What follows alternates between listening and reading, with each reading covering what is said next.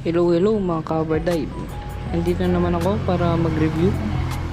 So bumili ako ng foam sprayer. Makikita nyo to sa Lazada. So in-order ko to kasi mag-washing ako na yun. Ngayon. So dalawa yung nozzle niya guys. For foam and I think yung isa, hindi ko alam kung ano yung isa. Pero tapos bumili na rin ako ng shampoo. So ito ay cheap shampoo lang guys, car wash shampoo Kazuki. So very recommended to guys, maganda siya. Hindi siya do foamy pero good na siya, maganda na. Okay guys, sa mga maliit lang yung budget, ito very recommended na shampoo. Pati na rin yung foam sprayer guys, very recommended. Nasa screen pala yung mga order, yung mga picture nila. Yan. So yun guys, try na natin kung ano tong mga nozzle. Pero syempre una, tuturo ko muna kung paano nyo gamitin tong foam sprayer.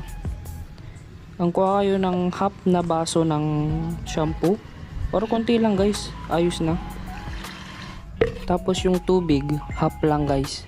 Masyadong madami yung halagay kong tubig dito guys, pero half lang dapat yung tubig na ilagay nyo dyan. Tapos ilagay na natin yung shampoo. Yan, ganyan. Then yan, ayos na. Siyempre ilagay natin lahat para hindi masayang. So i-close na natin yung foam sprayer natin. So itong foam sprayer natin, may pump siya sa taas. Need lang natin i-pump yan 5 or 10 times kung gaano kadami yung nakalagay sa na tubig sa foam sprayer natin. So ganyan lang, pump lang natin yan. And so medyo nahirapan ako dito kasi masyadong madami yung yung foam ay yung tubig. So yan lang, pump lang natin tapos click natin yung kalbitan niya, button.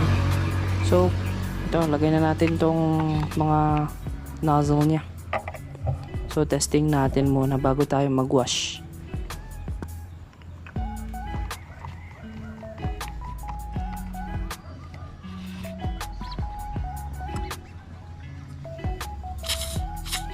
Wow, maganda siya guys. Grabe, kita nyo guys yung foam niya. Maganda siya. So effective. Kung tanggalin yung air, pull lang natin yung nasa dito yung red para mawala yung air niya. So di na mapipindot. So yan guys, yung isa naman try natin. So yan, nilagay ko na. So try natin. Oh wait, kapag natin.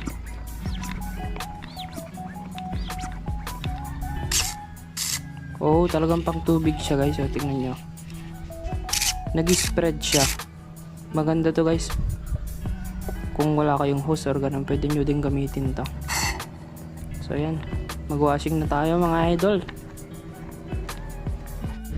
Siyempre need muna natin ng water pressure para malinisan yung mga dirt sa motor natin.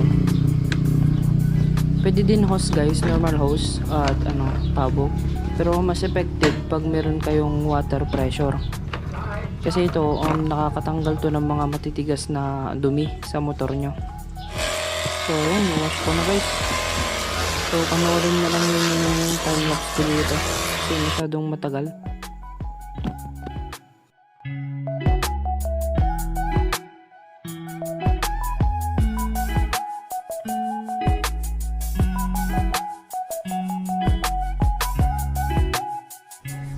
So guys, tapos na natanggal yung mga dirt. So ngayon, natin. Sasabunan na natin guys gamit yung foam sprayer natin. So yan.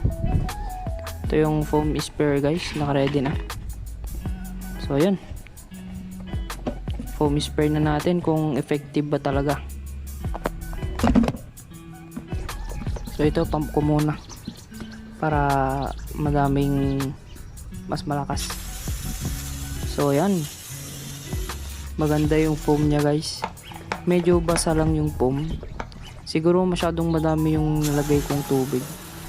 Kung konti lang yung tubig na linagay natin, siguro hindi shadow basa yung foam, didikit siya talaga.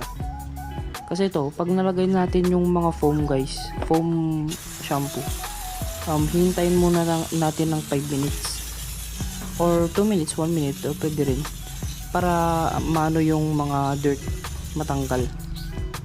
Iwanan natin ng 1 minute, ganun, para matanggal yung dirt.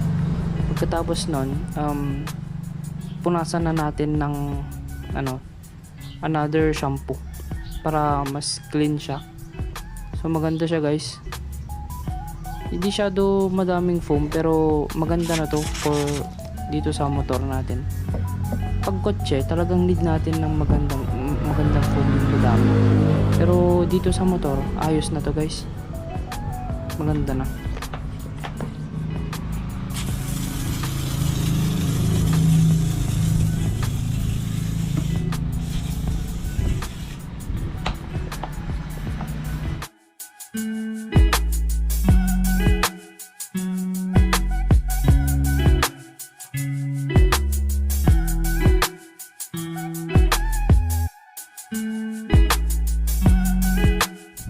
So ayan guys, naglagyan ko na ng foam after 2 minutes.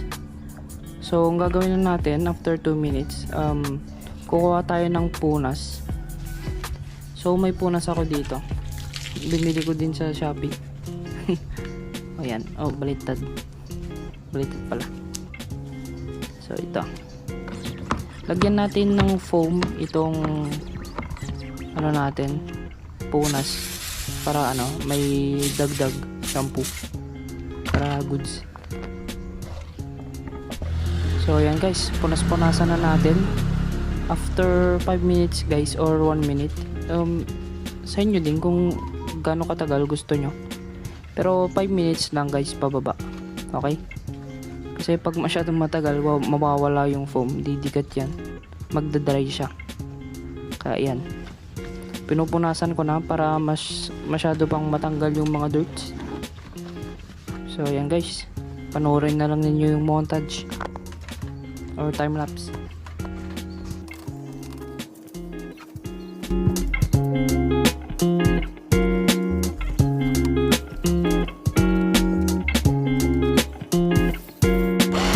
So ayun, water pressure ko na sana, pero nubusan yung baterya ko, na-drain. Kaya yan, magcha-charge muna ako kasi wala akong extra battery, lowbat dalawa. So ayan guys, natapos ko ng i-water pressure, so natanggal na yung mga bula-bula. So ayan guys, so pupunasan ko na lang, tapos yun nga, wait, hindi ko pala na water pressure sa kabila. So ayan, water pressure na natin.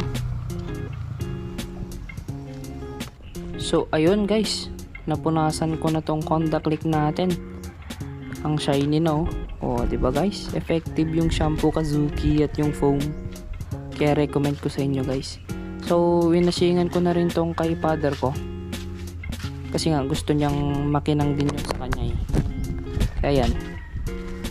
Tapos tong ko na rin pad at yung shock cover. Then dito na rin.